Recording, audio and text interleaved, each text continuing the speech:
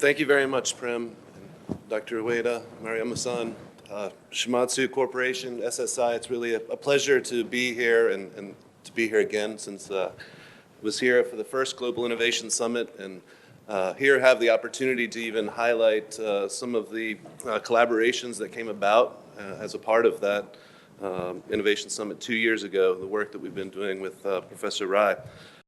This Shimadzu Institute has grown into an all-encompassing service and instrumentation to allow people basically, I always say if you have any kind of molecule, we can measure it there, whether this is in our advanced analytical chemistry lab or in other different instrumentation facilities around the university. Again, people are very jealous when they come to UT Arlington and see what we have to offer.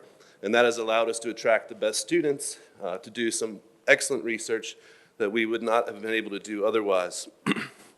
Here are some of my students who have benefited from that relationship.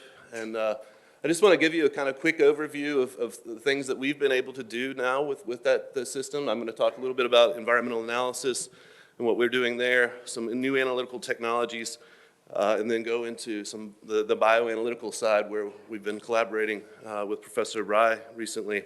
And again, just to kind of highlight how the relationship between Shimadzu and UTA has enabled things that wouldn't have been possible.